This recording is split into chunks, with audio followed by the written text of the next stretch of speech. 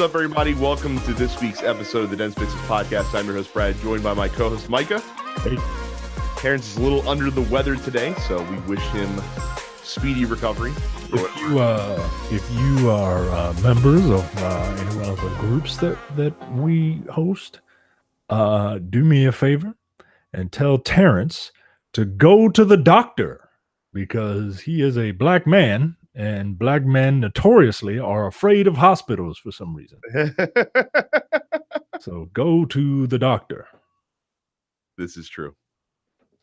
So, but yeah, I'm upset too because I was waiting to be lavished with praise of how I saved Terrence this weekend with a situation that he encountered. If you're in the gaming group, densepixels.com/fans, you are probably at least aware of the situation, but are not aware of my benevolence and my ability to fix the problem that Terrence encountered. Right? Because I'm awesome. Yep, Terrence, this is why you are single-handedly keeping our race down. You just can't figure the shit out on your own. You got to run to the white man to get the job done. What the hell, man? So I haven't been playing anything new. It's just been Octopath Traveler and Destiny. I've finally cracked into the chapter 2 stories after doing some grinding to get my party levels up. So I've started them. I'm not looking forward to a lot of grinding. Like I still have one more. I haven't had a chance to play a lot of games, so but I still have Cyrus to get. But I was watching TV with the wife, and I don't like watching TV, so I picked up Octopath, and I kind of want to concentrate when it comes to like story stuff. So I just started grinding the characters that I have a feeling I'm not going to want to play. It's tough because like if you wanted to, you could easily and I've heard some people say the best way, or not the best way, the most efficient way to tackle the level bumping is just pick your 4 characters that you want to concentrate on and just basically have them in your party. Ready to rock and roll and just run through their stories with those 4 and they'll be leveled up very nicely where you need them to be, but then that makes it tough to bring up everybody else. So I'm trying to do it evenly. It's a bit more difficult to do that, but I think I'll be happier in the long run. I've always been that type of guy to try and bring all of your characters up evenly, especially if it's a grind heavy game. Like I'm just going to bring everybody up to like 25 or 30 and start everybody's second quest. And then I forget what Carrie said the next threshold is, but it's like it's 35, I think. Because let me tell you something, I'm not going to want to play as these 4 characters if I get like Therion done and Primrose done, and like I'm not gonna want to play the apothecary story. Like I just want to be a good medicine man. Gary says it gets good in chapter 2. I hope so, man. We'll see. Yeah, we'll see. Because I don't really care for that guy. And Micah, how is the Mega Man X collection on Switch? Because the X games are, believe it or not, a series that I never really approached when I was playing Mega Man games. So Mega Man X, it can be argued that Mega Man X is the best Mega Man game. It's really good. And the way it's damn near a perfect Mega Man game. I can't sing the praises of Mega Man X enough. So that's the game that I started with. I dabbled a little bit with X2 because I hadn't played any other Mega Man X games. And from what I understand, like the latter half of the series is just a bunch of garbage. So Mega Man. Yeah. You get to 9 and then they find their way again. So I'll report back on the second half of it later. But if you are a Mega Man X fan, like it's you need this collection. Like it has a bunch of like little, it's like a museum and you can look at all the art, and some of them have like animes that you can watch, like anime shorts. And then they have this mode. Well, they have an easy mode. If you know you suck at games like me, they have an easy mode. Um, and then they have this one mode where it's you fight two bosses at once, and that's kind of cool. Like because the two bosses, like, they still fight the same way. They still use their same tactics. You just have to worry about two of them. And that's pretty cool, man. Like, it's if you and those are and it's like a gauntlet. So the best so and for me, the boss fights are the best part of the Mega Man games, trying to figure out what everybody's weak to and all that. Like, and now you get to fight to them at the same time to really test your skills. Like, it's really cool, man. And look, they're $20 each. I would probably go with the first one if you could only buy one. My big problem with the Switch is the same problem I have with every Switch game, is that the buttons are too damn small and they're too close together. And for a game like that, you need precision jumping. Like, you need precision dashing and precision jumping and a whole lot of shooting. And it's very difficult to play on the go. Like, it's fine with the Pro controller, but it's a little weird with when you're playing the Switch in handheld mode. So very cool. Like I said, yeah, I don't know why I never got into the X games for some reason. My train stopped with the original series proper, and I never tried the X series. I've always heard they're good, but for like I've dabbled in them, but never really just got into it. So maybe I'll check this out at some point. Yeah, get the first one. It's $20, and they're classic Mega Man games. The latter half, they get into like 3D and it's all polygon, and it doesn't feel like Mega Man. Well, I mean, like I said, Mega Man 11's coming out later this year, where they're trying to have it both ways. So Yeah. we'll see what that looks like. So that's what we've been playing this week. Couple housekeeping notes before we move on. Go to youtube.com/densepixels. If you've not subscribed, click the red subscribe button and ring the bell. That way you never miss an episode of this podcast, which we upload in video format every week, plus whatever other shenanigans we get into. If you're not a premium member, go to densepixels.com/premium. Sign up for TNP Studios premium membership today. It's just $5 a month or $50 for the entire year to get access to the entire catalog of the Look Forward Political Podcast, the No Time to Bleed Action Movie Podcast, the Men with the Golden Tongues James Bond Podcast, myself and Micah, and the Airing Grievances with Micah and Jay. I think it's over 300 hours of content at this point, and it's awesome. So again, densepixels.com/premium.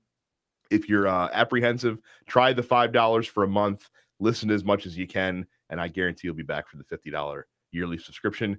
And then no matter what podcatching app you use, be it Spotify, Apple Podcasts, Google Podcasts, Pocket Cast, whatever, make sure you subscribe to this show and all the other TNP Studio shows, including the Nerdopocalypse and Black on Black Cinema. So new releases at retail, just a couple small Nintendo games coming out this week. Code of Princess EX coming to the Nintendo Switch, Titan Quest coming to the Nintendo Switch, and WarioWare Gold coming to the 3DS. I'm not a big WarioWare fan, Mike. I don't know about you.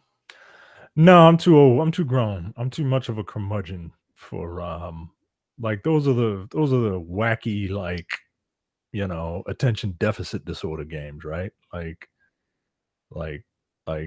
let's they're like mini games, right? Micro games, in fact. Micro game. Yeah, I'm not about that. I've grown out of that Adult Swim 15-minute episode nonsense. Like, in video game form. I'm just I need an experience, man. I feel you. My wife really liked the GBA ones that came out. So apparently, I think this one is like I think they're doing a similar thing with the Mario Party one that came out for 3DS, where it's a compilation of the best micro games from the entire series. Mm-hmm. If I'm not mistaken. So if you're a big WarioWare fan, definitely check that out on your 3DS. New month coming around the corner. So they've announced the Games with Gold games that'll be available for free on Xbox. And Micah, it is a humdinger of a month, I will tell you. For the first half of the month, or actually, I'm sorry, for the entire month of August, Forza Horizon 2 is going to be available for free for Xbox One owners. And for the second half of the month into the first half of September, For Honor is going to be available for free right in time for season 7 of that game. So that's a pretty good deal. Both those games are what I hear very good. Forza I've played. For Honor I have not, but that game has a very strong community, and Ubisoft has done a terrific job of supporting it. And Ubisoft continues not to make a misstep. I think this is a very deft move on their part to make this available for free as the game continues along. So, is there a sequel coming soon? They've not announced one because they've been supporting this one with post-launch content, not even like paid content, but just giving people a lot of free content and then having optional add-ons that people can buy. And that's been working. That's it. That's what we saw at E3. We saw the trailer for the optional content for they're adding another era, I guess, of fighters. Got a new class of fighters, yeah. Yeah. Okay. But yeah, that's what's coming for Honor. And like I said, if you can check it out for free and see if you like it.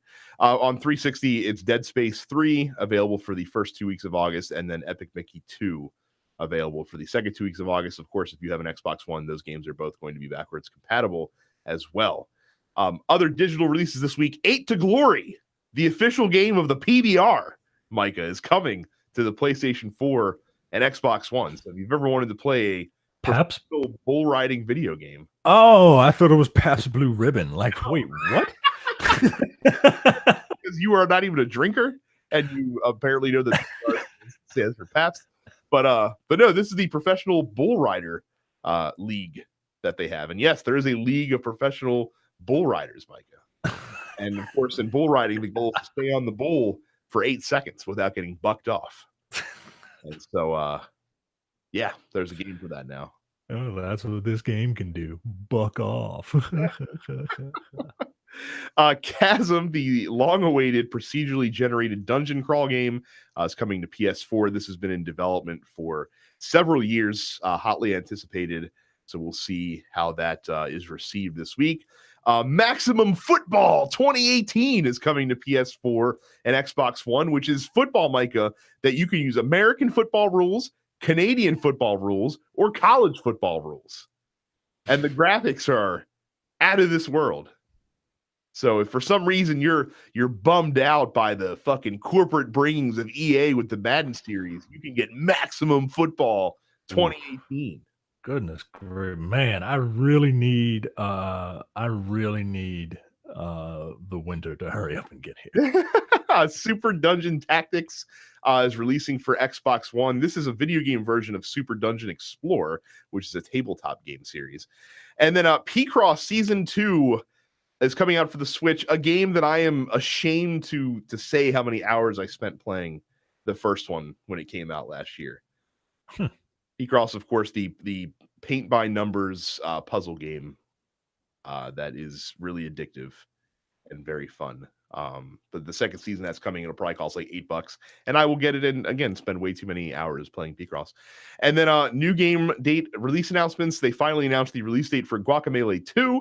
It is coming on August the 21st, so only 3 weeks away for Guacamelee 2. So that is it for new game announcements. Let me pass the baton to Micah, who will read off the headlines for this week. NBA Playgrounds 2 picks up 2K Sports as a publisher. So NBA Playgrounds was the latest new version of NBA Jam. It had a bunch of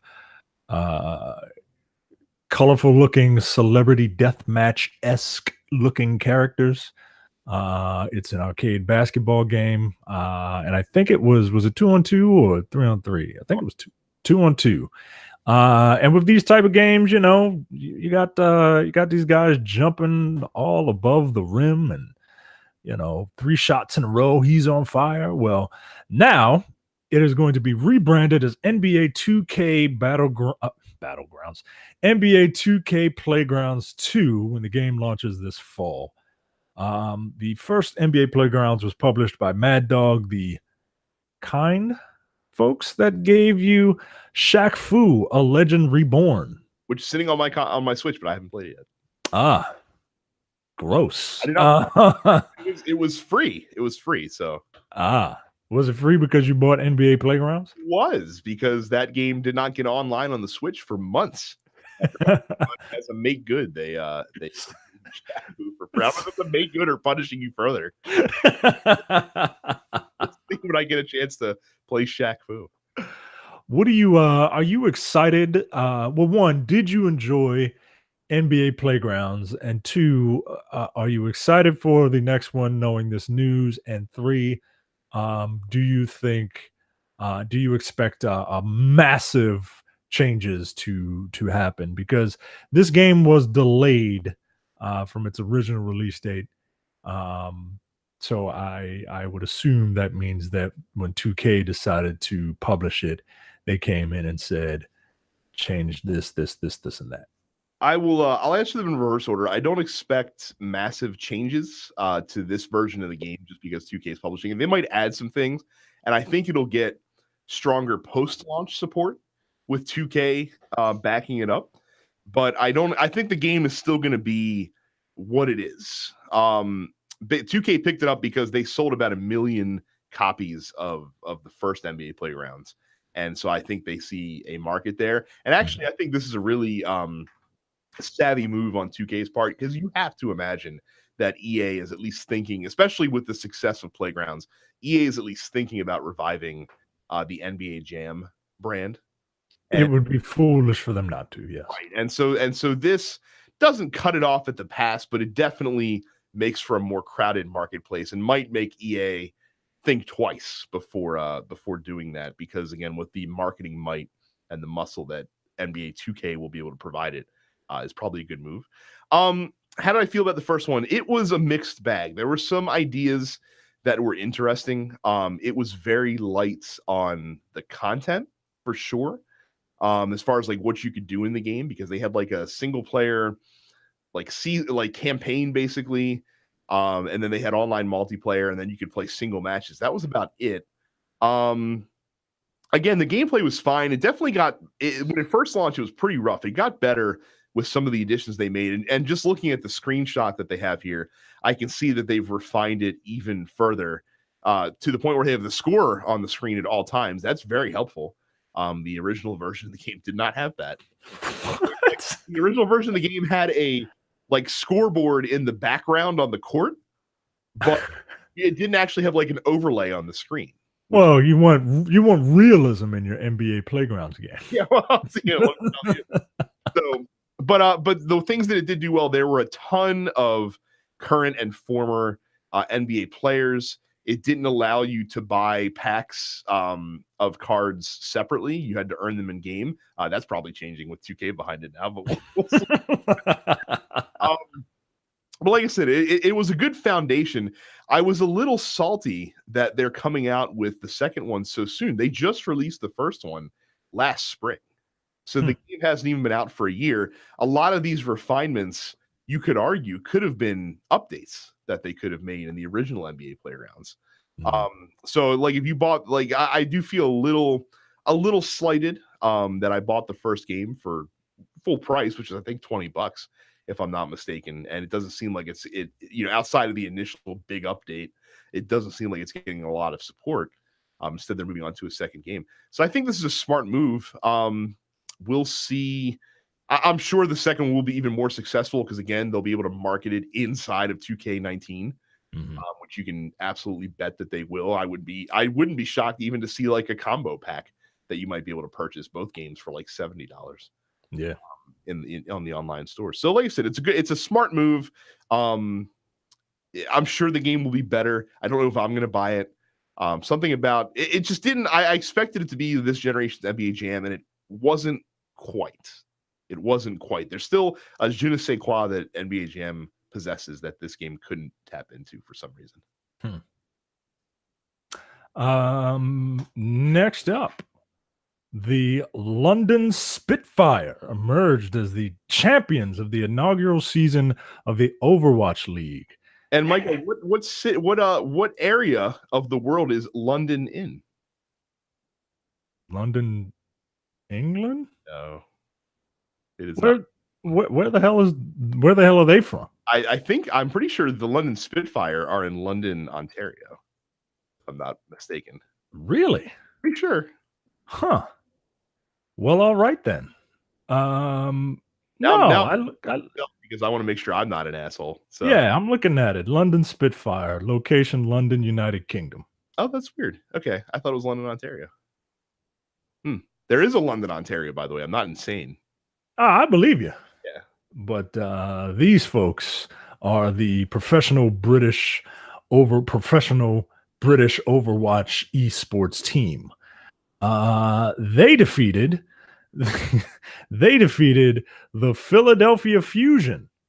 You will remember the Philadelphia Fusion from a story that we did a while ago with their shirts. Were they the FU shirts? Oh, FU people?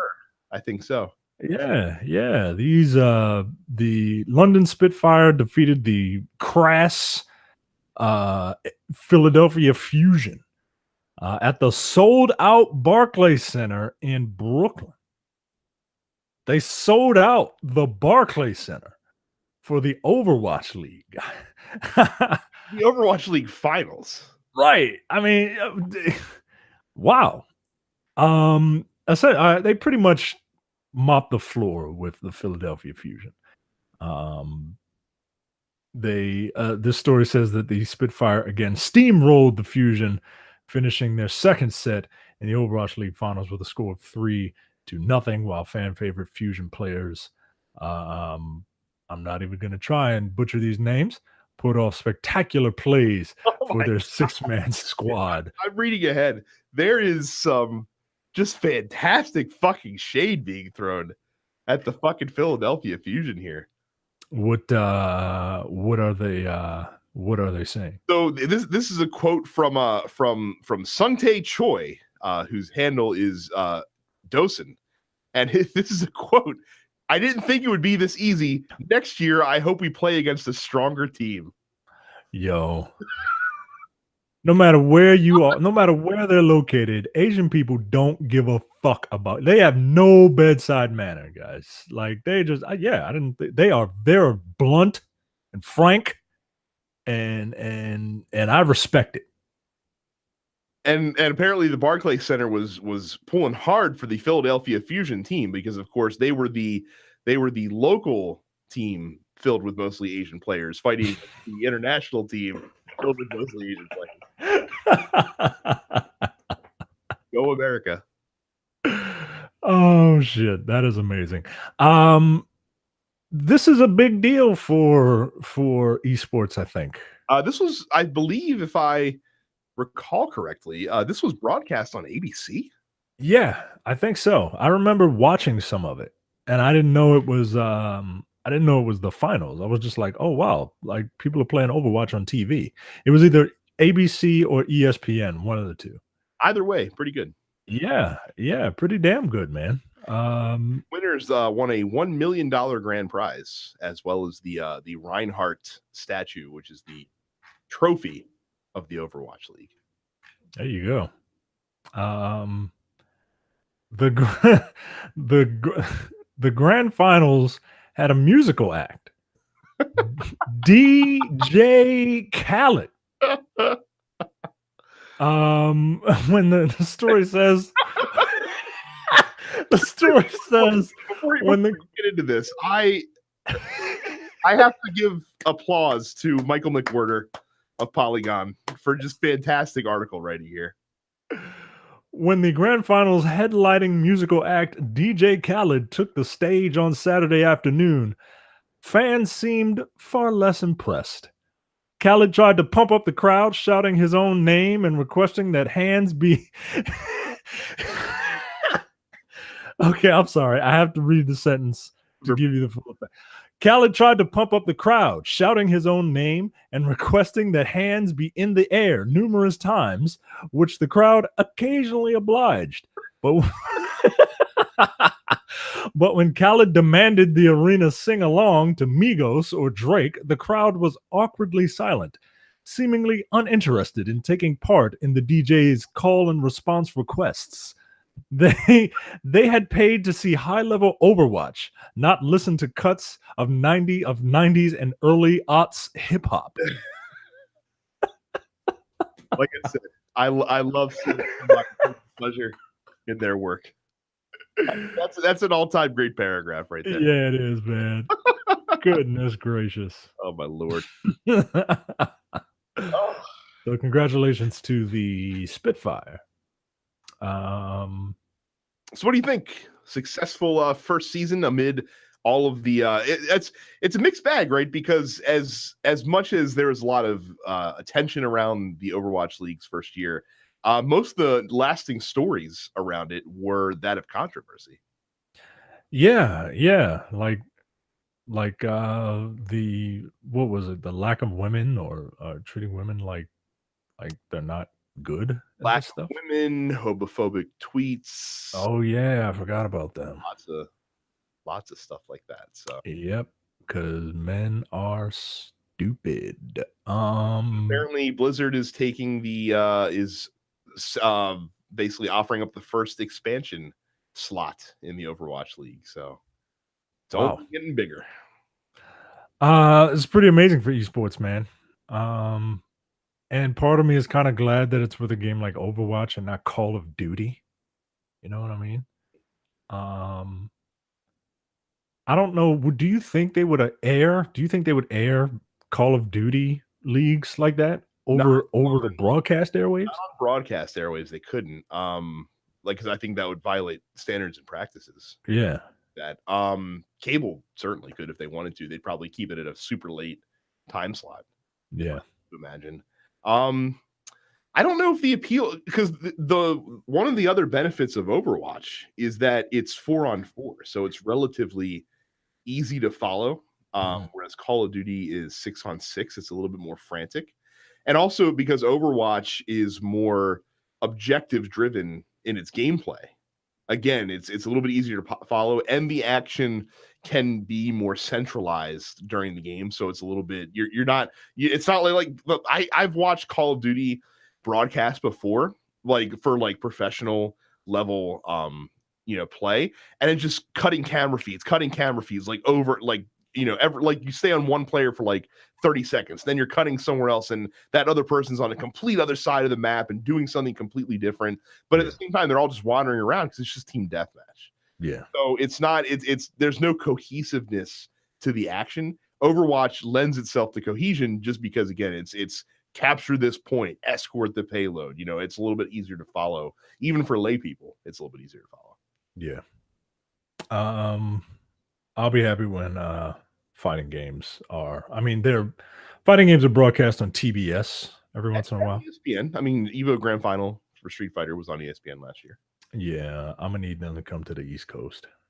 I I'm tired.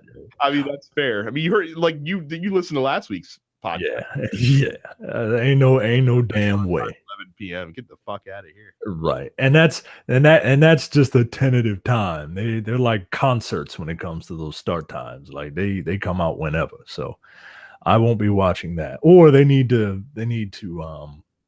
start it on Thursday and end it on Saturday because this is ridiculous. Next up, the Metal Gear that everyone forgot about. Metal Gear Solid 5 is getting an update, and that update will let you play as Quiet, the scantily clad stripper sniper that doesn't speak. Konami released an update for Metal Gear Solid 5 The Phantom Pain that adds new features to the game's online competitive multiplayer mode, FOB missions, forward operating bases. It doesn't stand for fresh off the boat, Micah. Including the option to let you play as Quiet the Sniper. Quiet has some unique abilities. She is faster than most of the other characters. Remaining still for a short amount of time will cause her to use her active camouflage. And since she is a sniper, she is very good with the sniper rifle. preventing, you know, unnecessary sway when aiming down the scope. I bought this game and I maybe put 15 minutes into it, and I have never picked it back up. Wow, because Terrence really enjoyed it. That's why I bought it, because he said he enjoyed it, and I just was not feeling this game at all. I mean, I could do one better. I'd never bought Metal Gear Solid 5. I did get it for free when it went free from PlayStation Plus, but I never purchased the game, and I haven't even played it. I don't know what it was that turned me off about the game. I think it was a combination of I was skeptical about the changes to the game structure. I was pissed off about Kiefer Sutherland. And then when the whole Kojima drama went down shortly before the game's release, it was kind of a turnoff. Yeah. It couldn't have come out at a worse time. Those three things combined just was. I mean, I would have gotten over the Kiefer Sutherland thing, but I think the Kojima drama that kind of killed it for me. I'm just like, I don't care anymore. I didn't see what I saw in the other games, characters, like real personality from the game. It seemed to lack it, right? Like you Well, had from people that I've talked to that have played it, that is one of the things that is kind of missing from the game. The story, and again, I'm speaking secondhand, and anyone on the listening can feel free to correct me in the fan group. The story is kind of just interdispersed, like kind of morseled out throughout the game. And if you attempt to tackle like all the different side missions and stuff like that, then it's a very disjointed and broken up experience. Yeah, that does not sound good at all. Like if there was one thing that those games did, it's they told a story. Good God, they told a story. Like the end of Metal Gear Solid 4, I showed it to my buddy, and it was like at the start of fighting like one of the final beasts, and it was an hour and a half of just like ending. And so yeah, it told a story, but it had character and it had personality. You got Snake in this game, you got Snake, who is not voiced by the voice of Snake, right? And as such, he doesn't even speak that much. The only other character that they prominently show is a mute whose claim to fame is that she looks like a streetwalker holding a gun, so it's fulfilling somebody's fantasy. And who was the antagonist? Was it Ocelot? No, well, I mean the advertised antagonist was that like burned face dude that they showed during the Ground Zeroes. Yeah, but I just this game might as well not exist for me.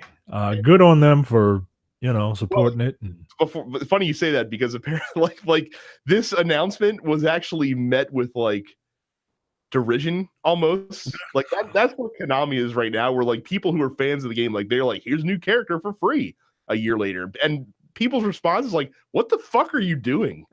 Like, what the fuck are you doing? So. Yeah, fuck off, Konami. It's too little too late, man. Next up, loot boxes are going to be removed from Forza Motorsport 7, and paid tokens won't be allowed in Horizon 4. Developer Turn 10 has announced that it will be removing prize crates from Forza 7 this coming winter. Alan Hartman explained that the process of untangling prize crates from the game's many systems was very complex. Well, I mean, if they have the game's progress economy wrapped up within them, yeah, I can understand. Yeah, but at the same time, I get that. But at the same time, like it sounds like, oh, look at all this hard work we're doing to appease you, something that you didn't want in the first place, but now we're correcting it. And look how hard we are at correcting our mistake. I don't know. I just maybe it's just me getting old.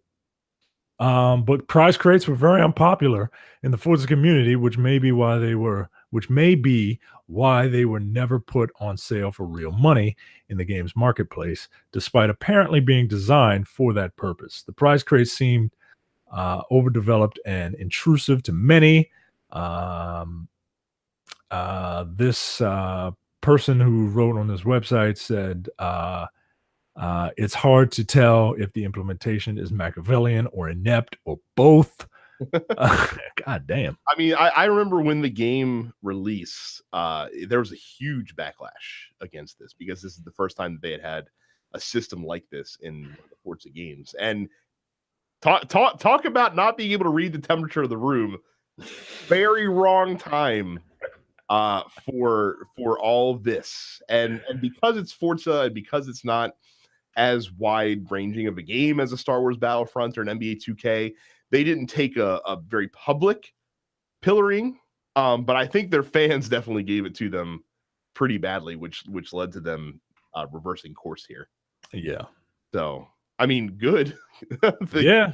Good. It's good that you learned Turn 10. But yeah. Do you see this as a reckoning? Like there are fads, for lack of a better term, in gaming. One fad was all the plastic instruments, right? Like they hit hard, they burned hot, right? Another fad was virtual reality. Sorry, it's a fad. It's just slowly dying. Do you think that this is the turning point, that we're on the tail end of this, beating you over the head with microtransactions? Well, I don't think they're done beating you over the head with microtransactions. Let's be very clear about that. Games are always going to charge extra money for stuff with that you can get additionally in the game. That's never going to stop. And it's, while people bemoan it, it's kind of necessary. It is nowadays, yes. Because you're like, gaming budgets, like development budgets are, especially for like AAA games, are so vast, but yet the games cost the same as they did 10 years ago. Yeah. Inflation has devalued money over that 10 years, but it still costs the same. If you want to keep that price, you need to have post-launch content that's optional to purchase. So that's never going away. Now, the loot box side of things, I think, is going away. And I think it's a combination of two things. Obviously, the Star Wars Battlefront backlash and NBA as well, and Forza and a few other games that, that dominated the news cycle for 4 months over the course of last winter into the spring, is one half of it.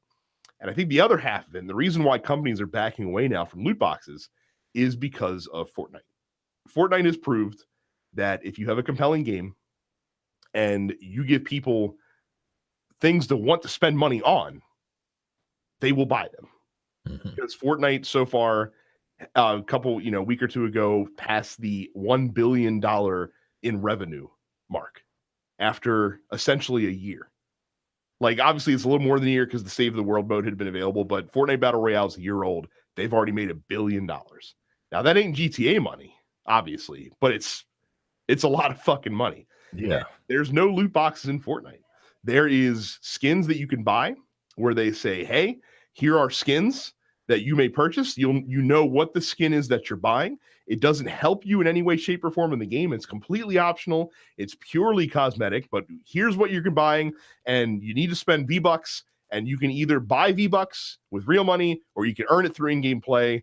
But regardless, here are the skins. You know what you're getting. There's no loot boxes. And then, of course, the Battle Pass, where it's like, hey, here's some exclusive loot that you can earn over this 3-month period. All you have to do is pay $10 to have access to it. And here's the challenges that you have to complete to earn it.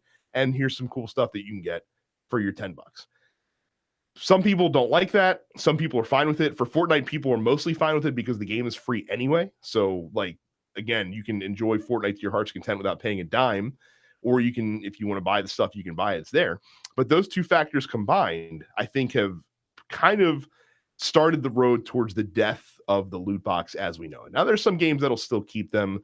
FIFA's not getting rid of, card packs and Ultimate Team anytime soon because that kind of makes the game's economy work, right? So those aren't going away. I'm sure 2K is still going to be letting you upgrade your character with VC.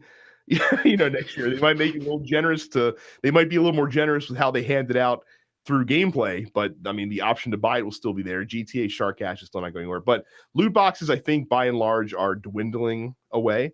And I think you're going to see a much more focused on direct sale consumables. It's funny because it's kind of come back around full circle, right? Like we started with direct sale microtransactions. We started with horse armor, and yeah.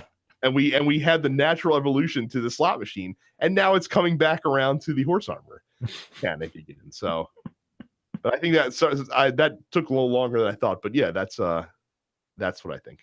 Well said. I agree with you. By the way, I'm just trying to generate interesting conversation because I think it's I don't know, man. I think it's interesting. Like people complain about microtransactions on the whole, but somebody's got to pay for those servers that you're playing those games on. Not only that, but I mean, it really is no different now than movies are. So, like, if a movie comes out and it has $100 million budget and it makes $120 million, well, actually, let's go higher than that. Let's say it's $100 million budget. Let's say that they spend another $50 million on advertising, and the movie makes $200 million. It made a profit, but that movie would be considered a failure, and you probably wouldn't see additional movies down the road because it wasn't worth spending $150 million just to make $50 million in profit for a movie studio. Games are the same way. If a game makes its money back or makes a small profit, that's not successful anymore. Like you need to make a lot of money. Quite frankly, I don't know if it's the same way in the games industry, but in the movie industry, it is much, much worse to break even than it is to bomb. Right, because at least with bombing, you can recoup some money back through like insurance and stuff like that. Right.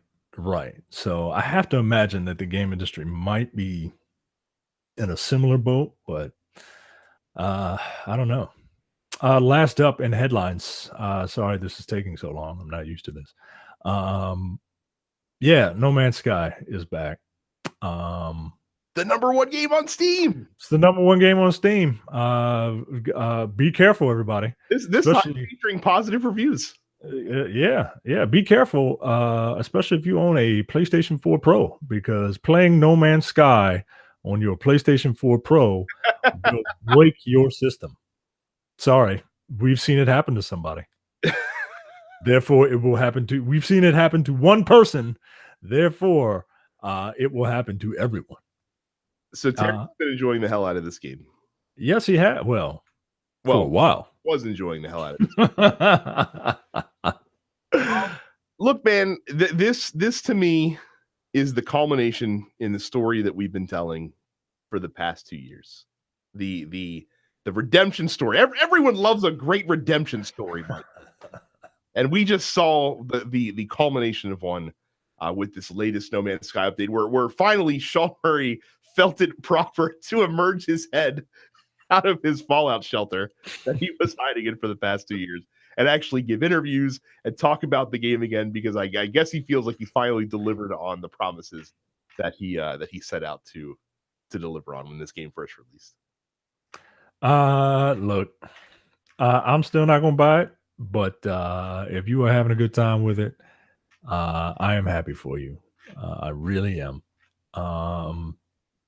Glad this guy could finally make the game that he wanted to make. It's like a successful Kickstarter, I guess. It's finally they have turned, but for the most part, they have turned public opinion. Yeah, and that's the thing, man. Like everybody wanted to love this game. They wanted to. Literally everybody wanted to love this game. It was like that Tyra Banks thing when she was yelling at a girl on her reality TV show. We were rooting for you. Like everyone was rooting for this game. So I'm glad that everyone is happy walking around doing, whatever. Raising cattle or growing crops or whatever you do in No Man's Sky. I have no idea. What do you do? Have you picked it up? Are you going to pick it up? Especially now that Well, it's kind of, I you never know, stopped owning it. Like I still own the game. you know what I mean. Yeah. Pick it up and play it. I downloaded the update. I haven't gotten back in to check it out yet because again, I've been too fucking busy with goddamn Destiny and Octopath Traveler. Destiny is ruling my life right now, man. It's not even fun. I will jump back in eventually. It's I haven't played it much since the game first came out. When the game first came out, I did sink like 25, 30 hours into it. Yeah. I played it a little bit when the big update came out last year. It's weird though, man. Like it's again, you wouldn't think that a game that doesn't really have a central plot and stuff like that would give you that sensation of when you hop back into the game after so long and you're kind of you get the Gandalf, like this seems familiar to me, but I don't know this place. Yeah. It took me a little bit to get my bearings back. But I didn't get to play it too much. I will jump back in. I'm curious to see how the game is now. The improvements all seem fairly solid, and I'm looking forward to seeing if there's actually a narrative that's worth checking out. But yeah, I'm happy for the developers of this game who took some level of deserved shit, but to a degree that was little much when the game came out. Yeah, like if I'm being fair, yeah, like they received a lot of it. Because like I said, everybody wanted to love it and everybody believed the hype. And what I don't understand is that the hype why the hype got so big, right? Like that's my thing is I don't blame the guys at uh Hello Games or whatever the hell this is. Um I just don't understand how they got everyone excited for this game. They were like Sean Murray was on like late night talk shows. Yeah, I mean there was a lot of buzz around it between how Sony promoted it and and they did the thing that you do when you show stuff off like this, and less is more. They didn't show a lot. That's the thing is they kept it tantalizing. They kept you on the hook. Yeah. Not giving you too much. They left you wanting more all the time. Yeah. Little did we all know they didn't show a lot because it wasn't a lot to show. They actually did do a lot. Another game that because they didn't do a good job, and we've talked about this before, so I'm not going to dive too far into it, but because they didn't do a good job of managing people's expectations, they allowed them to balloon into something that couldn't possibly be fulfilled. Yeah. So, but again, I think it's a great story. I'm very happy, especially for Sean Murray, who again basically went dark for 2 years, essentially. Yeah. How fucking shitty his life was when the game came out, and it wasn't what people imagined it to be. So very cool and nice that he can go back to just living again. Yeah. So before we move on to top stories, densepixels.com/Amazon is our Amazon affiliate link. Make sure you use that whenever you buy anything on Amazon, big or small, like No Man's Sky, for example. If you missed it the first time and you want to see what all the buzz is about, do it at densepixels.com/Amazon. You'll pay the same low price. We get a small percentage of the sale, which helps support your favorite video game podcasts. So top stories. It's funny because I think I was expecting to get a lot of conversation out of the headline stories. I think we actually kind of moved through the top stories pretty quickly for the most part. Yeah. So Quantic Dream, we talked a few months ago, they were going to courts against a number of former employees who claimed an environment of toxic workplace culture and harassment at the French studio. 2 of these cases were dismissed, but they have been found guilty in one of them. They lost one of the court cases against a former employee.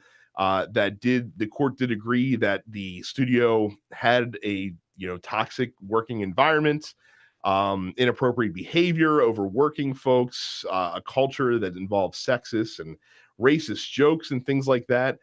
David Cage, of course, says he was shocked by these allegations. They still have lawsuits pending against the publications who published the original stories.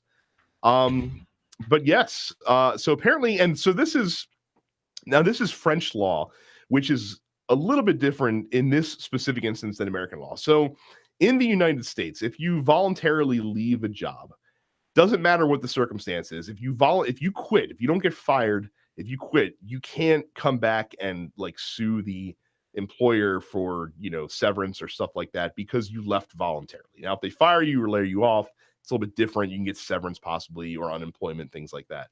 In France, apparently, if you voluntarily leave a job, but you left because you considered yourself victimized at that job and you bring them to court and you win, then you actually can reverse that into an unfair dismissal, which means that you get the rights that are accorded with being unfairly fired. Now, the risk of doing this is when you quit, you're forfeiting the ability to do this, and if you lose, you're screwed. Right. You're done. But if you win the case, then you will. Now, Quantic Dream is appealing this ruling, but what do you think about this news? So there's a link. It's not safe for work that you can click on in this story that we'll have in the show notes. This is uncalled for. The images that they photoshopped onto this is uncalled for. This is your job, guys. This is work. Like, I'm all about having fun at work, but this is just a little too much, yo. In terms of Quantic Dream, look, I like these games as bad as they can be, but I mean, I don't feel bad for them. Like, if I don't know, maybe it's just a culture thing, right? Maybe that's how they do it over there in France. But they are a little more loosey goosey. But nah, man, I don't. Okay, right. I know that was very incoherent, but I know when the story first released, I don't think we end up leaning one way or the other. I think we like it's hard for me to lean one way or the other for the big corporation or the victims. I just, because at the same time, like, well, I mean, it is just kind of jokes, but and again, the original story that released, that is linked within the article that is on the show notes was really inflammatory, but it could be skewed in a way that can be written very inflammatory as well. Right. A lot of the like, not to excuse any of the fucking images in that story. No. But they also don't lack any context either. Right. Which doesn't excuse them, but also, might change the rationale behind them, I guess, if that makes sense. Yeah. But I don't know. I mean, I'm willing to just let this play out, and I mean, if it means that's all you can do. So yeah, if it means the Quantic Dream is done for a while, all right. and like I said, it didn't. I don't think it affected Detroit in any way, shape, or form. All the bad press, and probably because I don't think really made it over here, except for people reporting on it. Because I didn't see a single U.S. publication really, aside from Kotaku, even writing about it. So yeah. So moving on from there, a leak from the Epic Games website suggests that that Fortnite for Android is not going to be in the Google Play Store, and that you'll have to sideload the app onto your Android phone. Apparently, the reason that they're doing this is because on Apple devices, there is no way to sideload apps on your phone. Everything has to go through the iTunes Store, and the benefit of that is that you get a 30%. Apple gets a 30% cut of any sales that are made within the game. Android has the ability that you don't have to. You can download and install apps from third-party sources if you want to on your device.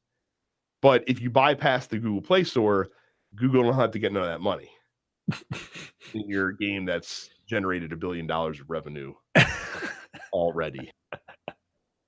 So seems like some kind of an oversight on Google's part. I don't know if Google can stop this from happening, or at least at least require somehow that the marketplace aspect of it, they get a cut of that.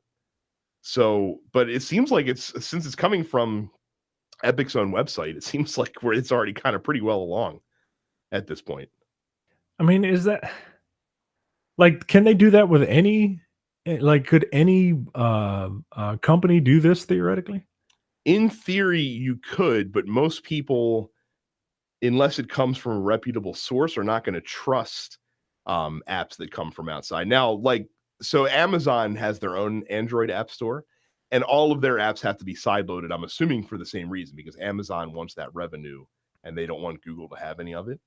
But with Android is often maligned for malware concerns that occasionally, and those stories are overblown.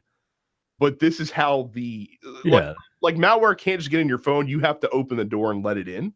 right. This is how malware gets let in, is through sideloading apps that you don't know where they're coming from. Now, obviously, if you're downloading the Fortnite app from Epic's own website, you can trust that. Right. But how many dumb people out there are just going to Google Fortnite for Android and some fucking third party, developed websites be like, "Y'all download Fortnite for Android right here," and it's a fucking malware laced app that's gonna fuck your phone up. So what's better, the totalitarian approach that Apple uses, or the libertarian approach that Android uses? Well, it's a mixed bag, right? So that each side of it has pros and cons. Like Apple's, walled garden approach is certainly safer. It certainly allows for, less bullshit to show up in the App Store for sure, because Apple cracks down on that stuff.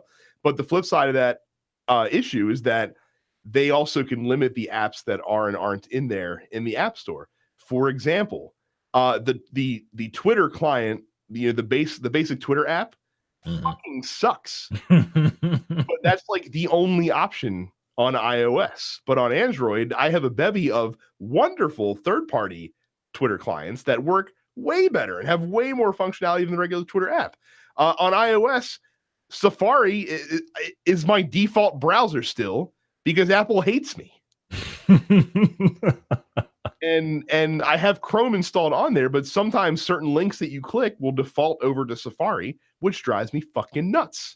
Google lets me pick whichever browser I want to be, on. So Google definitely gives you a lot more flexibility and freedom, and lets you download some stuff that you might not normally be able to find on iOS. But then you take the risk of letting malware on your phone if you're an idiot and not well versed and doesn't understand how apps work. I mean, with Google, if you stick with the Play Store, you'll be fine. You'll never have a problem. Yeah. But it's interesting that Fortnite is going this route, just to keep all the money, basically. So Hey, that's why they made $1 billion. it is why they made $1 billion. It'll be interesting to see if Google responds to this in any way, shape, or form, if they even can. I don't know if they can really prevent them from doing that. So moving on and finishing up this week's episode with the question of the week. It's another slow news week, so it's another themed question of the week. I said to ask us anything you want about the original PlayStation, about the console, games, our experiences, whatever. So let's start with Jake. He said, outside of JRPGs, let's talk about why the Sega Saturn should have won the 32-bit era. On another note, this is one of my favorite moments, of the first time firing Metal Gear Solid. He went through that game like a lunatic for months before I moved on. Micah, should the Sega Saturn have won the 32-bit era? I didn't have a Saturn. And I don't know if it should have won. I think I'll go a step further and say that it should not have won. Jake, Sega shot themselves in the foot out of the gate with the Sega Saturn. They were the first to market, but when you're sweating bullets about your competition, and that nervousness and that fear causes you to surprise launch your console at E3 at a $400 price point, therefore giving PlayStation the ability to maneuver and set up for the next 4 months, starting with that $299 price announcement, and then to get their ducks lined up before September. I mean, it was done before it was even started. Like that's what happened with the 32-bit era. Now, and the other reason too is what was the Sega Saturn's signature games? Like there are a ton of signature games for PlayStation. Daytona USA.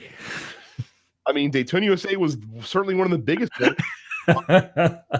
Whatever Sonic games popped up on there, of course, probably big as well.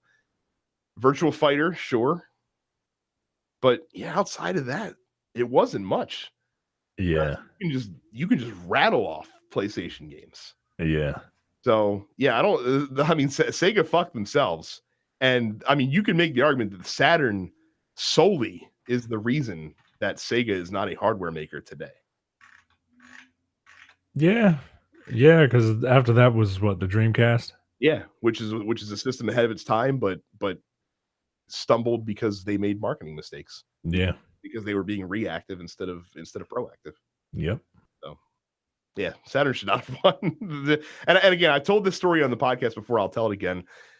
I remember there was a point in time where I could have gotten a Sega Saturn for brand new from KB Toys for I think $99, coming with the 3 Sega Saturn games that they all came with. And my mom was ready to do it for me, and I was like, you know what? Let me just wait. I saw the PlayStation, and I was like, that should be the one that I get. And my mom's like, I'm only paying $99 because the other one costs $99. So I said, cool, let me gather up all my SNES and Genesis stuff, take it to Funko Land, and let's get that cash, baby. And let's buy a Sony PlayStation. Oh, shit. That's funny. So Amir says, what's the one, also the best gaming decision of my entire life. What's the one game that your memory card ruined for you? He says his friend's save file got corrupted for Final Fantasy VII and he had to start over. Mine didn't have. So, all right, here's the thing with me. I didn't own a PS1 until it was PSONE. Mm-hmm. And even then, I didn't buy it.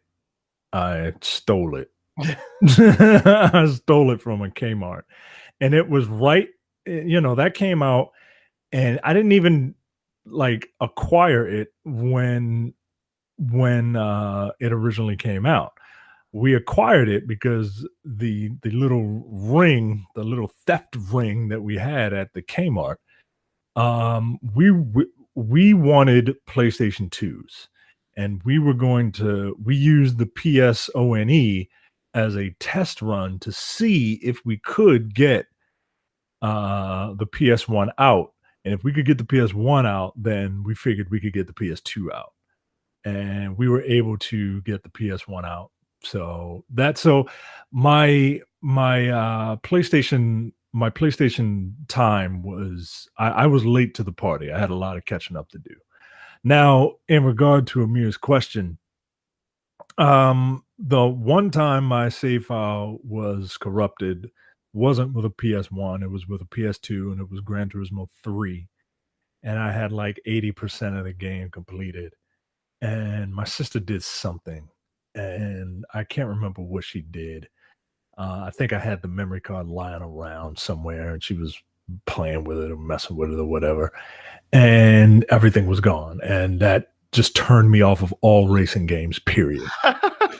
I'm never doing this again.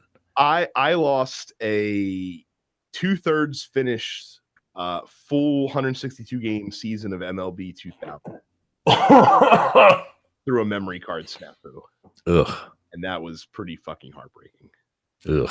So, yet I still came back to baseball games. Yeah, you're better than me. Yeah, well. Malcolm says, what were your favorite games? He enjoyed Fighting Force, Tekken, RE2, and wrestling games except for Warzone. Yeah, I'll tell you a funny story about not Warzone, but the sequel, WWF Attitude. I remember my mom was very stringent about what games I bought, even with my own money. I still had to run them by her, basically. Not for content, but she just didn't want me wasting fucking money on video games like crazy. Right. So I remember I bought WWF Attitude from the EB Games in Owings Mills Mall. And because I wanted to hide it from her, I took the CD out and put it into my pants pocket. And then I don't remember what I did with the jewel case that the CD came in. And I went home with the game in my pocket. And of course, when I got home, the disc was scratched to fuck. And then I bought a disc skip fixer, which did not work. by the way. And No, they were all terrible. I never got to play that copy of WWF Attitude, which history has shown probably for the better. My favorite PS1 games, Metal Gear Solid, of course, probably if I had to pick one, would be my all-time favorite. Look, I give Final Fantasy VII wrath of shit on this podcast, but I did, of course, play Final Fantasy VII back in the day when it was new and played it a lot. So I can't piss on that too much. RE2, the only Resident Evil game that I've played to completion, was of course another one. I also really enjoyed the original Parasite Eve as well. So that game was a lot of fun. I'm trying to think of any other like landmark games. Gran Turismo 2 was a big one for me. Really like that. I also enjoyed Final Fantasy VIII at the time. I did too. I was a dumb 14-year-old that didn't know any better. Yeah, I enjoyed it because I used to watch those terrible like teenage soap operas like Swan's Crossing and shit like that. And it reminded me of that. I like pretty much the same thing that everybody else likes. Tekken 3, Metal Gear, Tekken 3 as well. So. Street Fighter Alpha 3, and Spider-Man. I loved that Spider-Man game for PS1. Terrell says, did either of us ever play Brave, Fencer, and Musashi on PS1? That is a negative. I did not play it either. So Henry has multiple questions. So we'll have to take these one at a time, and we will have to probably be brief with them to get them all. But with the PSONE redesign in 2001, why didn't Sony take a cue from prior redesigns and make the PS1 resemble the PS2? Because I think they wanted to go all size, just make it as small as fucking possible. Yeah, that one. So I think that's why you saw that. For those of us who are into classic gaming, what PlayStation games do you people recommend? The ones we just listed. Yeah, the ones we just listed. Legacy of Kain, the Tony Hawk games, the early Tony Hawk games, they're all really good. And if you like the franchises that are in the 4s, 5s, 6s, they started on the PlayStation. So go back and play Resident Evil 1, Resident Evil 2, go back and play Silent Hill, go back and play the mega franchises that are out now. Check them out when they to see what the big deal was, to see why they got sequels. Yeah. While the PS3 eventually dropped backwards compatibility for PS2 disc games, PS1 games still load from discs on the PS3. Why didn't they drop that as well if they're worried about cost? Because they already had the problem with the PS2 is that it was a DVD ROM drive, which was a completely different drive than they had for the PS3 drive, which could not play PS2 games because of that. Now, PS1 games were CD-ROMs, and for some reason, the PS3 disc drive had no problem with those. That's why they didn't cut it, because they didn't need to, essentially. He says his main question is that he's on that school psychiatrist of the family and lots of student loan debt financial plan, a fantastic financial plan if that was one. If he would upgrade to the PS4 Pro, the last thing he'd want to do is have to rebuy all of his old PS1 games to play. Does Sony plan to address backwards compatibility for PS1 disc-based games, or would I have to bite the bullet and repurchase the games and/or subscribe to a monthly service? The latter is. Yeah, you got to bite the bullet. Like they have PS1 games that, like, you could buy Final Fantasy VII on the PlayStation Network right now. So some PlayStation games, some PlayStation 1 and 2 games you can just buy outright. The rest you'd have to get the subscription service for. Right. PS Now, honestly, the one thing PS Now is great for is if you want to go back and play a shitload of retro games, because that's what a lot of them are. And if you're going to get PS Now, wait till they're running $99 for a year, because that's the only price that I would recommend buying that service at. Isn't it like $20 a month or something? $20 a month, yes. Yo, fuck you. And Henry's most interesting question, I think, if Nintendo didn't fuck up and kept their deal with Sony for the PlayStation as an add-on for the SNES, where do you think the games industry would be right now? We'd all be wearing a bunch of cardboard cutouts and moving our bodies to try and play video games right now. Yeah, I disagree. I think that Sony would have still eventually found their way to the console marketplace regardless. Because especially if the SNES add-on had been successful, that too would have proven to them, That would have spurred them to like, yo, what are we doing? right, we can do this. It might have happened a little bit later, but it definitely would have happened at some point. I think the only thing that may have changed is that Sega might have had a better run of things if the PlayStation didn't show up when it did. Do you think we would still be in the Nintendo? Let's say that Sony, for whatever reason, does not enter the market whatsoever. Do you think that we would still be uh, having the console wars that we did in the late '80s and early '90s? Of just though of Sega and Nintendo would be the big two. No, I think Microsoft still would have found their way into the mix. Yeah, I'm assuming they would, but I guess I guess you already answered it. That Sega would be a major. Would they be? They would still be a player. I don't know if they'd still be a major player. Okay. I don't think they would have had to bow out as soon as they did, and the Saturn might have seen a modicum more of success than it did if the PlayStation 1 didn't release when it released. But it's a hard question to answer because Sony had such an unforeseen effect. Like when the PlayStation 1 first, was in its heyday, we could never imagine that the PlayStation 2 was going to become what it became. Which is It's arguably the most successful console of all time. It's the greatest video game console of all time. It is the most prolific. Its library is the most prolific. There's a whole lot of franchises that started on that thing. Like, I look, I'm not a brand whore, but I will give credit where it is due, man. So, but a good thought exercise, regardless. So, but I think people would have found their way because again, Nintendo didn't need they fucked up the GameCube all by themselves. So.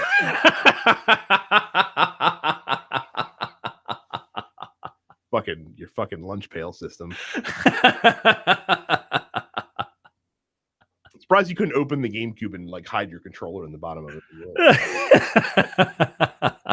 Not like there was any other technology in that fucking. Cam says, "Why have the Legacy of Kain games not seen a revival?"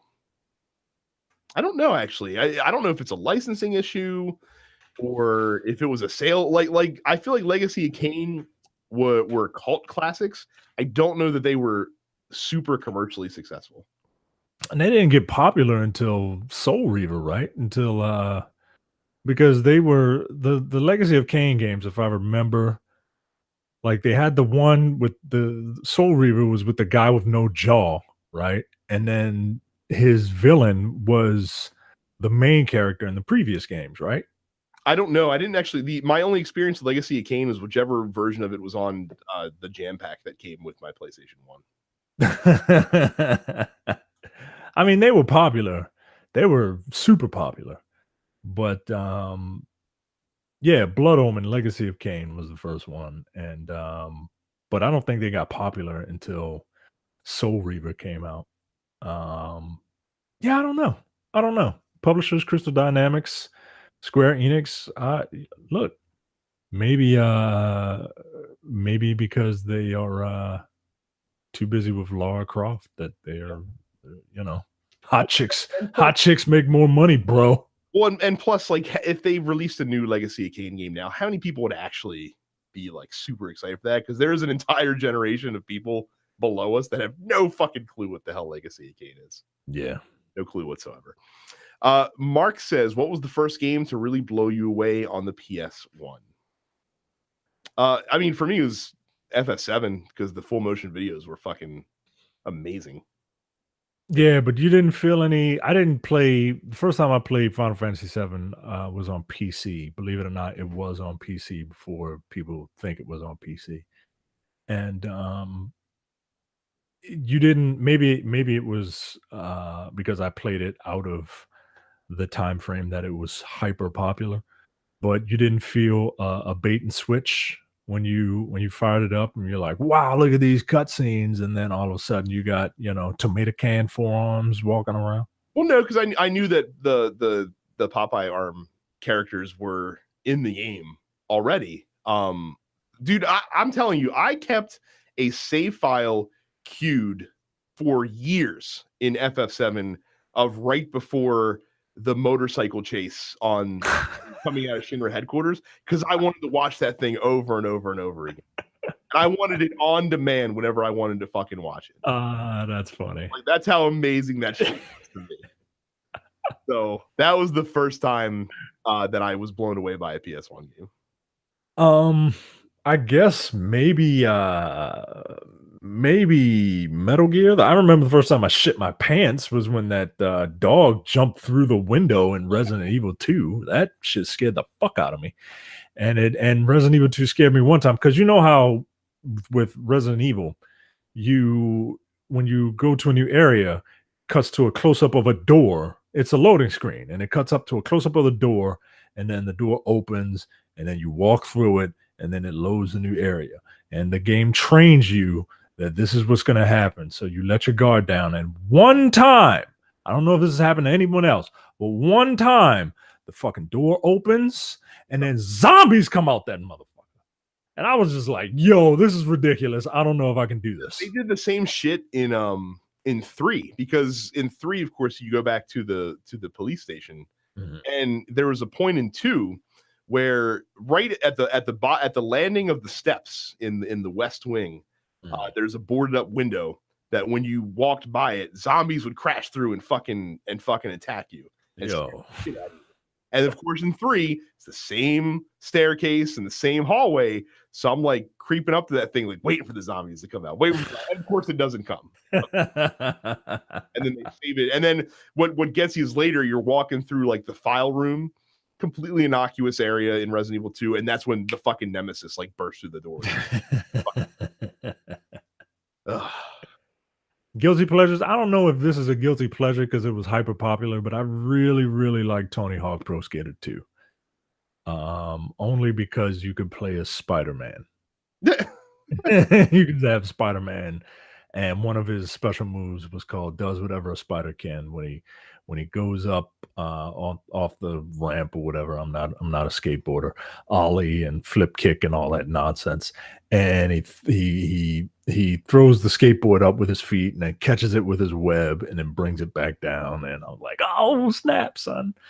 And now that I think about Tony Hawk Pro Skater, that game really defied the laws of physics because you could do like 300 spins while you're up in the air before you land. Like it was ridiculous, but I really enjoyed it.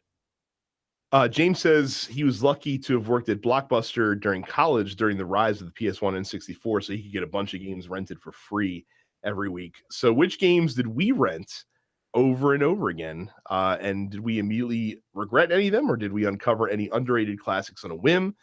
He mentioned Die Hard Trilogy and Silent Hill 1 as very successful. Now, for you kids out there, we used to have to go to a store called Blockbuster Video and pay $5 to rent a video game for like 3 days and then have to bring it back again.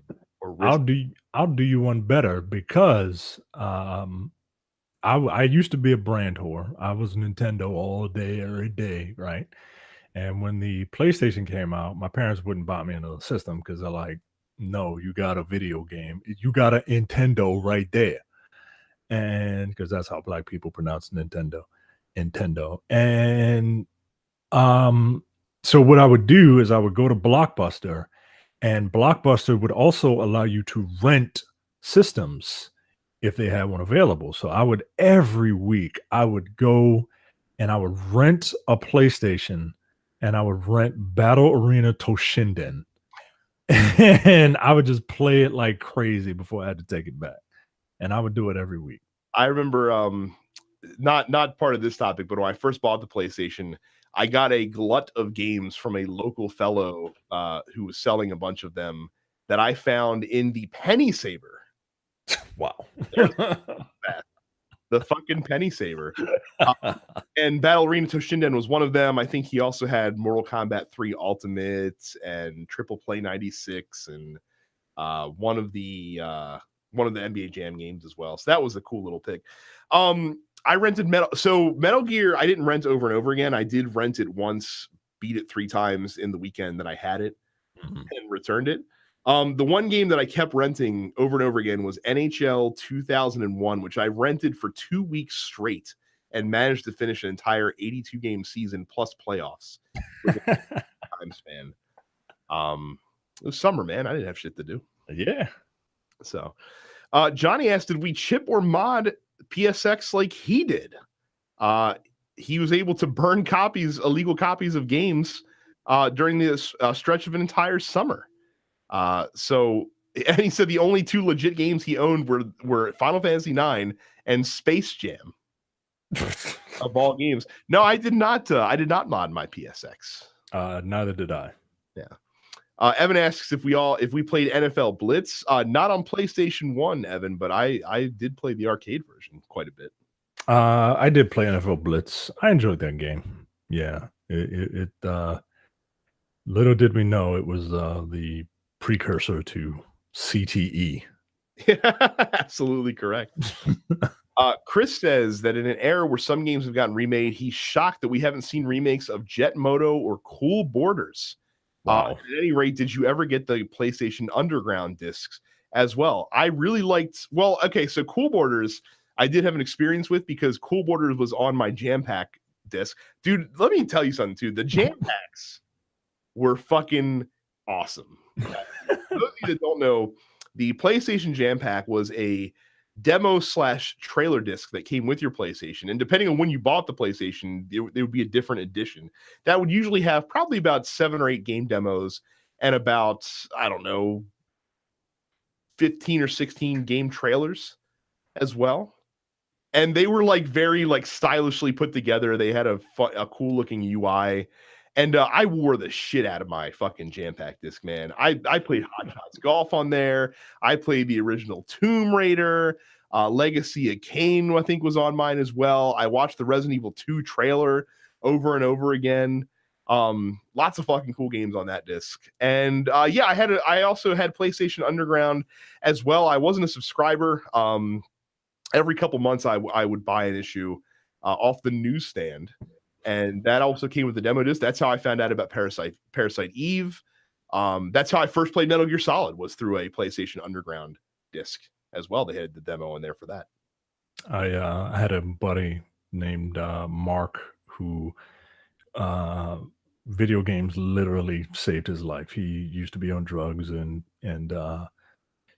his wife got him this video game to try and keep him in the house, and he got addicted to that. So he loves PlayStation. He is a PlayStation fan, and he had everything, every magazine, everything. And he would let me play his PlayStation Underground discs when he was done with them. So yes, that was my exposure to the PlayStation Underground discs. So Jeff says he lists the PlayStation 1 launch lineup. And so here's the launch lineup for that system. It was Battle Arena Toshinden, one of the worst fighting games ever. ESPN Extreme Games, Kyleek, the DNA Imperative. I've never even heard of that game. NBA Jam TE, Power Serve 3D Tennis, The Raiden Project, Rayman, Ridge Racer, Total Eclipse Turbo, European, and the pièce de résistance of the PlayStation 1 launch lineup, Street Fighter, the movie, the game. Yeah, I was so mad. I knew to avoid that game thanks to GamePro magazine. A big pile of garbage. I was so mad. I was like, why does this look like fake Mortal Kombat? And I played it, and I was like, oh, this is terrible. It is terrible. I only owned, I think, Battle Arena Toshinden and NBA Jam TE off of that list. I love Tournament Edition. It's the best version of NBA Jam still to this day. Yeah, you're not wrong. Aaron says, anyone ever play Saga Frontier, and what was your experience? I bought a copy of Saga Frontier from a friend many years after the PSX or PS1 came out, and I never actually played it. But I hear, Aaron, that if you are a fan of the Saga games, you might actually really like Octopath Traveler because it has some similar DNA in it. I did not play Saga Frontier. They were very long, like hardcore JRPGs with like branching stories and stuff like that.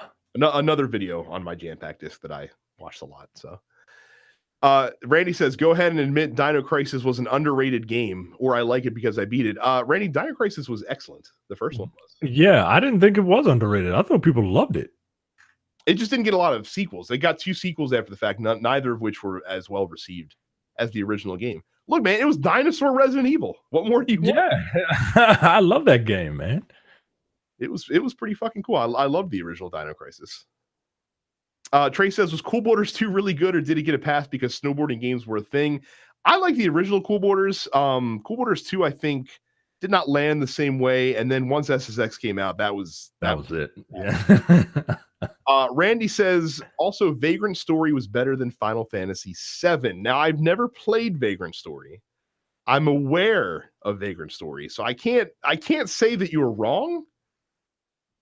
I'm probably going to say that you're right, most likely. I also have not played Vagrant Story, but I have it on good authority from people who love video games more than I do that, yes, Vagrant Story is a diamond in the rough, and it is better than, according to them, it is better than Final Fantasy VII. I'm shocked we didn't get any Xenogears questions, by the way. I thought for sure that somebody would bring it up. Yeah. Yuta says, was Monster Farm, which was called Monster Rancher in the US, not a thing in the US? It had a neat system where you could put in a random CD and it would give you a new monster. I feel like all my Japanese friends were playing it, but none of my American friends. And he said he didn't have to worry about finding new CDs for monsters because he made the mistake of asking for a Sega Saturn instead of for his birthday. I've only vaguely heard of Monster Rancher. I've never played it. I've never played it also. You would probably need to be friends with someone like Carrie back in the day. I'm sure Carrie has played every Monster Rancher there is.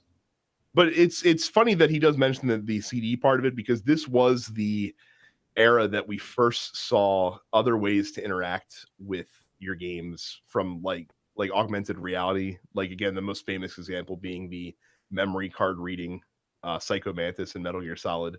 Yeah. Had any other Konami games on your memory card, he would talk about them when you encountered him. So and then Warren finishes it up. Did you guys ever learn the hot swap method to play imports? Or copied games? Me and my brother got so adept we just started using bag ties to hold the button down while we did the game swaps. No, I never did that, but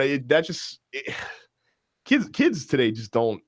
They don't get it, man. They're spoiled, man. They got games coming to them directly to their you children can't imagine the lengths that we had to go to get our consoles to work properly the other day. Everyone of a certain age out there listening, I guarantee you at some point, who owned an NES, at some point had the NES where you had the game in there and you left the door open and you had to shove the game sleeve in the game to hold it down, because that's the only way that the pin reader would read the game cartridge on your NES. So we had to do this once. I was over my buddy Jonah's house, and believe it or not, I used to be into Dragon Ball and Dragon Ball Z. And there was a Dragon Ball Z fighting game that he was able to get imported. And it was the ugliest looking piece of shit I've ever seen in my life. But we wanted to play it, and we had to do that. Like, we had to do the hot swap method in order to play it. And in hindsight, it wasn't worth it. But you kids, man, like, just Google Dragon Ball and like PlayStation 1 or PSX and just look at the nonsense that we had to deal with. Meanwhile, you guys are getting ready to have your Dragon Ball Fighter Z showcased and at a reasonable amount of time in at Evo in a couple weeks. So just take a look at that and appreciate what you have now. Because, oh, wow. So, but that is it. Thank you guys for that question of the week. Like I said, I've been trying some themed questions lately when the news does not cooperate, and I've been pretty pleased with the results so far. So that was a fun walk down memory lane. I was worried the PSX might be too old for some of our listeners. It is too old here. It's like I never played PSX because I wasn't alive when it was in its heyday. Hopefully, you enjoyed the history lesson. There you go. So that is it for this week. Don't forget to join our Facebook fan group, densepixels.com/fans. If you use iTunes, do us a favor, log in, leave us a 5-star review, which we read on the air. It's been a while. So I'm going to put out the call to action, at least one 5-star review next week. If you're listening and you've never left one, take a couple minutes and leave one today, because every 5-star review helps the show get discovered, which is a good thing overall. Makes the show better. Yeah. Facebook and Twitter at Dense Pixels. Subscribe to the podcast no matter what podcast you use, and follow us on Twitch TV. I am Dense Pixels Brad. Terrence is Apparition 410. Micah is Dense Black Nerd. Carrie is Suppets Carrie. I finally streamed the other day on Twitch for the first time in a while, where you can see our raid party hilariously fail once we finally reached Callus in the Leviathan raid. No problem with any of the challenges, Micah. Breezed right through them. Callus, we got severely hung up. We're trying it again. We're gonna try to finish it up again tonight. What light level are you? 360-ish. Okay. I'm at 353. Mm-hmm. So I'm trying to get up there. I'm trying to get back into it and to get myself ready for Forsaken. Yeah. So it's coming soon. Yep. So thank you guys very much for listening this week. We will be back with you next week at the same time. Until then, take it easy. See you. Watching the Dense Pixels YouTube channel, click the subscribe button while you're here, and make sure you check out our weekly podcast where we discuss the latest gaming news and our impressions on what games we've been playing.